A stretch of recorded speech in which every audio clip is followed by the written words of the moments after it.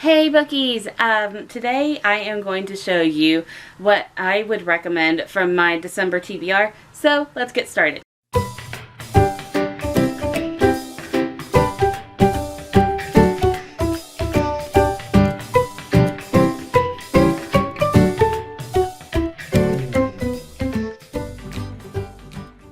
Now, if you were watching the vlogs and everything like that, I got my mojo back in December with the 75 Hard Reading Challenge. It's been absolutely amazing for me. So there's a ton of books on this video because I read so many good ones in December. I'm going to start with the ones that I don't have physical copies of. One of them I actually do, but it's upstairs and I'm lazy. So we're going to start with those so that way I can put the ebook covers, and then I have a stack of hardcover books that I am keeping that I'm going to show off as well. So the first ebook one that I have on my list is Shelter by Christie Matheson. It is this adorable middle grade book that takes place over the course of one day, and it shows our main character's day in her life with her being homeless, living at a shelter, and how everything about that affects her daily life. It is a really, really good book if you want to start learning about homelessness and poverty and how it affects children of today. And it's just a gorgeous book overall. It's also really good for children if you have children that are wanting to explore that because the book was very well researched. The next book I'm going to recommend is Threatening Souls by Lambert. I actually read Threatening Souls and Bleeding Misery, so both of them are going to be suggested. While the main character of both of these books, the series I guess, is younger, they're more of like a middle age range, or middle grade age range. This is a horror book, and there is a ton of trigger warnings that I have in my reviews on Goodreads for these if you want to go check those out. But basically, the first book picks up with this girl who is moving to a new town across the country, and it turns out to basically be a cultist village full of like demons and all this paranormal stuff. Again, trigger warning, there's a ton of it, but if you're looking for a pretty good horror series, especially if you're wanting to read some horror around October, I'd go ahead and check these out and order them. I also read a couple of thrillers back in December. I read two of them back to back. One of them was My Darling Husband by Kimberly Belle, which is basically about this man who breaks into this family's home and takes them hostage while the man is out, and all of these secrets about the family just starts coming to light. I kind of felt bad for the intruder because it's like, dang, these people have a lot of stuff that they're hiding. But anyways, it was a good book. It comes out March of 2022, I believe. I believe that they did push that date back. So go ahead, pre-order it if you really like thrillers. That one was pretty good. And another thriller that I'm going to recommend is The Sorority Murder by Allison Brennan. That one was a really, really fun book because the book is kind of like the two main characters that you have, they are working on a podcast to solve this girl's murder, and so the book is kind of podcast-esque. It was fun. I have only read one other book that was kind of podcast-esque. Like the book was written under the guise of this protagonist going to get a story for her podcast, and that was The Girls Are Never Gone, which I also thought was great. So maybe I am starting to like podcasts like books. I don't know, but I'd highly recommend both of those. The next one I'm going to recommend is another middle grade. I did knock out a good part of middle grade books in December. It is The Girl Who Drank the Moon by Kelly Barnhill.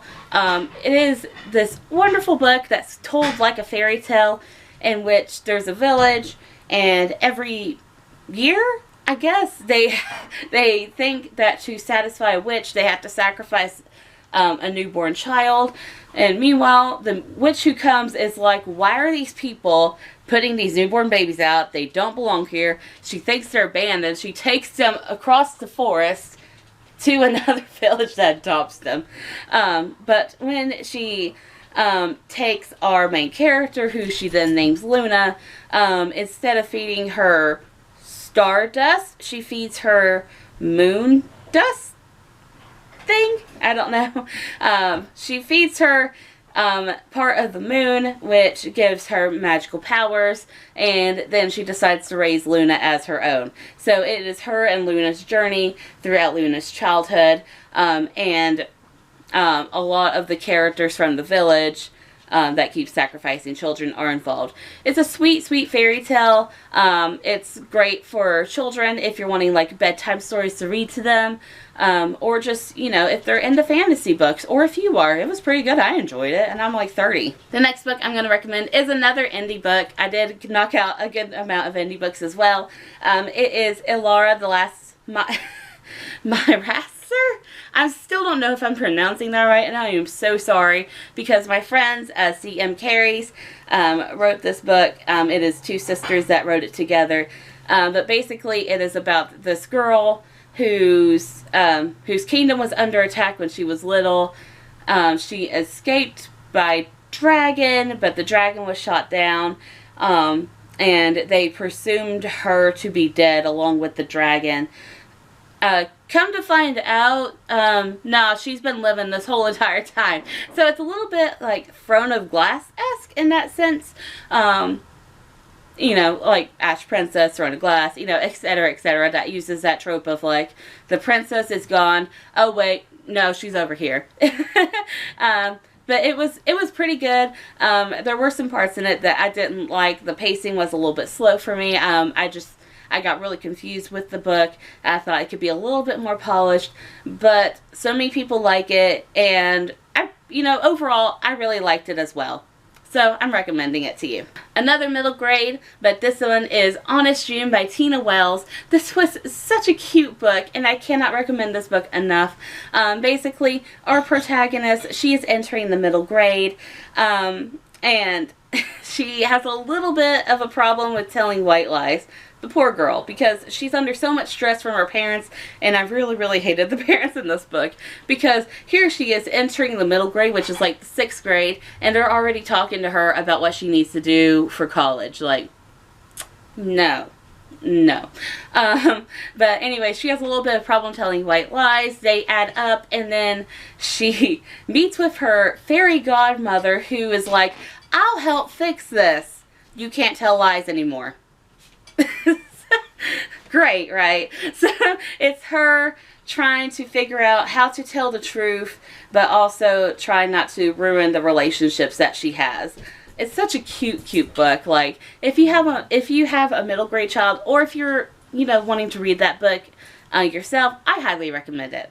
And then the last two, ebook ones that I have to recommend. This one is one that I'm just too lazy to go upstairs and get, because I'm giving it to my husband to read, and I'm kind of buddy reading it with my friend Rachel. I will link her stuff down below. She is this IT coding person. I'm not a coding person. I barely understand what she says, but I love supporting her, and a lot of people do like the coding side of things, so go check her out if you're interested in that. But it is Only Ashes Remain, which is the 2nd book in the Market and Monster series, so if you are not wanting spoilers, I'll put when you can skip ahead to down at the bottom. But basically, book 2 picks up where book 1 left off, where our protagonist Nita has escaped the black market, and she's in Toronto. She's getting back on her feet with the basically the world CIA, but with monster people. But she uncovers a problem when the guy that sold her to the black market is also in the same program, and then she goes all murderous on him, and it starts a whole trend of them trying to kill each other, which is cool. We also got COVID back in the book, which I also loved, and even though I had read book 1 so long ago, the way that Rebecca Schaeffer had written the first couple of chapters, I was able to help jog my memory of the first book, and I was good to go. So 5 out of 5 for me. Highly recommend this series. And the last ebook one that I'm going to recommend is You'll Be the Death of Me by Karen M. McManus. I know a lot of people who are fans of Karen M. McManus did not like this book as much as her other ones. For me, I feel the same way. I would probably rate it like last in all of her books, but it was still really good.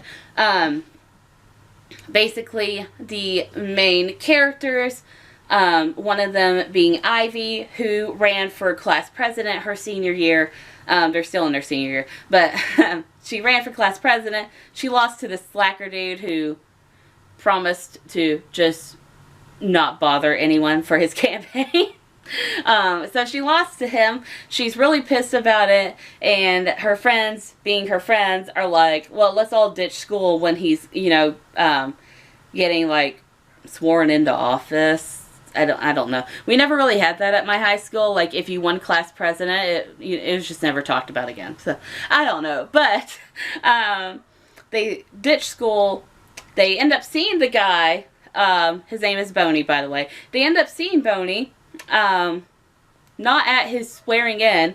And then they find Boney's dead body. So, it is a classic McManus whodunit. Sprinkled in with a couple of, why is there a dog barking? Sprinkled in with a couple of other issues along the way, such as one character's inappropriate relationship with his teacher. Well, the teacher's inappropriate relationship with him. He's a minor. He's doing nothing wrong. Well, I mean, he is, but he's not. He's a child. And lots of drugs. The book overall talked about the drug supply and chain, stuff like that. But it was pretty good to me, so I'm still recommending it to you. So now we are going to get into the books that I am keeping for my bookshelf. If you don't know why I'm saying it that way, I constantly unhaul because of the amount of books I have and the limited space I have. So when I finish a book, and if I have the physical form of the book, like either ARC or finished copy, I decide right then and there, is this a keeper or not? And then I appropriately dispose of it. I have 2 totes. One for free little libraries and one for a secondhand bookstore that I give books to in exchange for more money to get more books, because it's, you know, it's an illness at this point. But yeah, so these are the ones that I am definitely keeping on my shelf. The first one is Heartless Prince, not the Heartless Prince. It's Heartless, because the Heartless Prince is a different book. Heartless Prince by Angela DeVito and Leigh Dragoon. This is a gorgeous graphic novel that shows, like, look at this. Like, the illustrations are just amazing.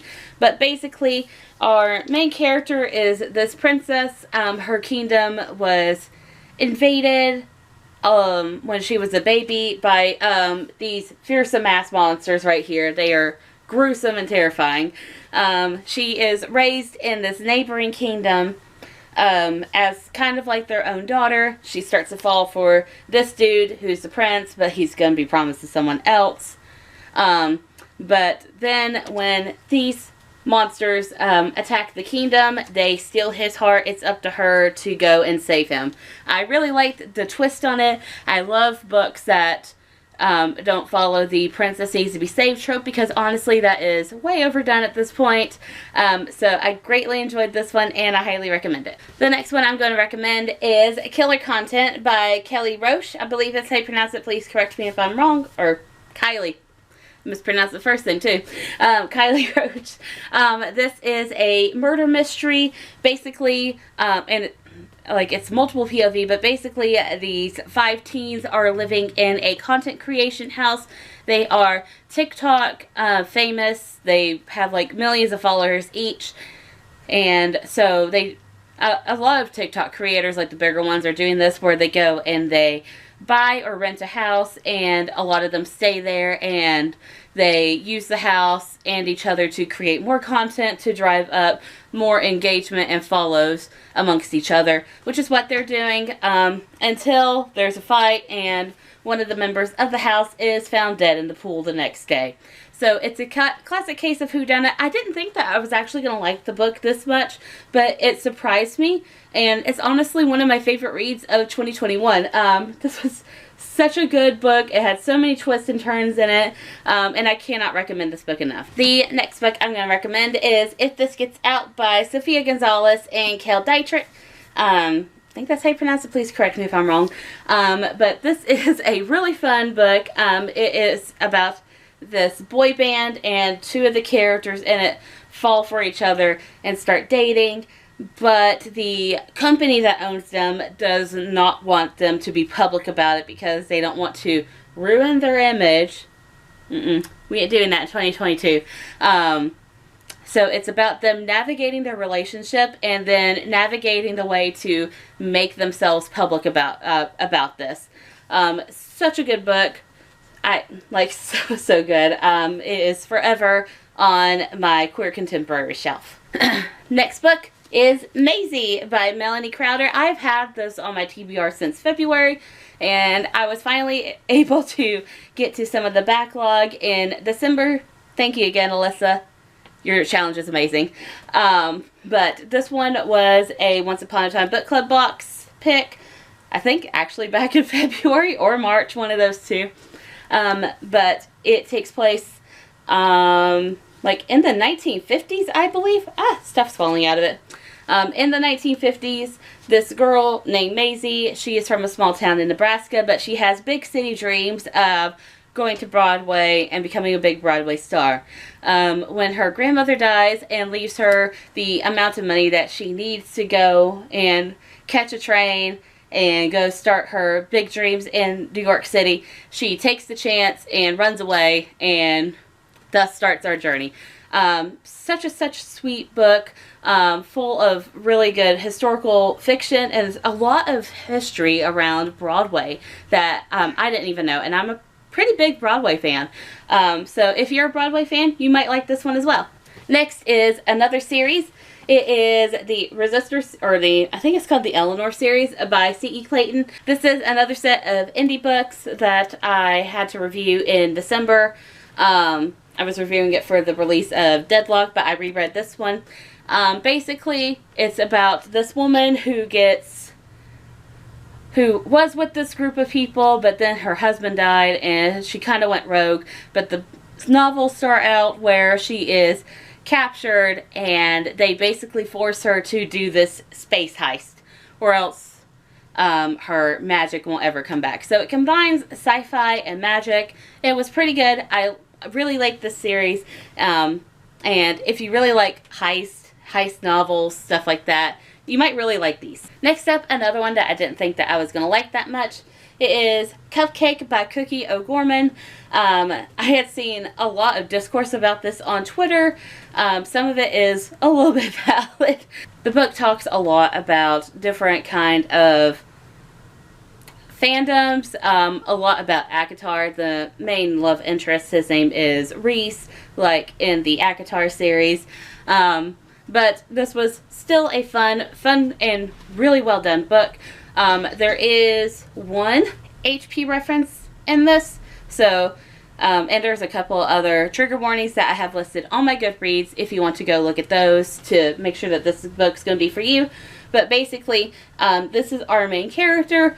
When she is secretly thrown, her name is secretly thrown into the hat for prom queen nomination. Like when I grew up in, when I I think maybe it's the area that I was in the county. It was so small, but we really didn't have like prom committee or anything like that as far as I can remember. But basically every year people enter their name to get chosen for prom queen or king, and a few are chosen, and then like one or two out of every class is chosen. That's how this book is structured. So a little bit confusing, but it was still fun. Her name is secretly thrown in, she's completely unaware, and then she's chosen to, be one of the people on the prom committee. So she gets paired up with this guy. His name is Reese, and it's their love story. It was really, really sweet. Just a lot about fandoms. A lot of fandom stuff. But still, such a sweet book, and I highly recommend it. Alright, and then the very last book that I'm going to recommend for this video is Luck at the Titanic by Stacey Leigh. This is another historical fiction, but this one takes place on the Titanic. This is our main character. Her name is Valora. She and her twin brother are Chinese, British. When her brother leaves the house like a couple years earlier, she is sure that he'll come back, but after their father's death, he still doesn't, and she gets word that he's going to be on the Titanic to work on the engines or something like that. She sneaks on to the ship when she's not allowed on the ship through the, because racism. She sneaks onto the ship, finds her brother, and so it's a good story about them and rebuilding their relationship back together, but set on the fateful Titanic and its maiden voyage that never came back into harbor. I don't know how to say that, but we all know what happened to the Titanic. It went down. But yeah, it was such a good book. The story confused me a little bit. If you can't tell, I'm struggling a little bit to remember what it is. But other than that, I highly recommend this. It was such a sweet book. And since there were only like 8 Chinese people that were on the ship Titanic, reading about some of them and their stories should be enough for you to pick this up alone.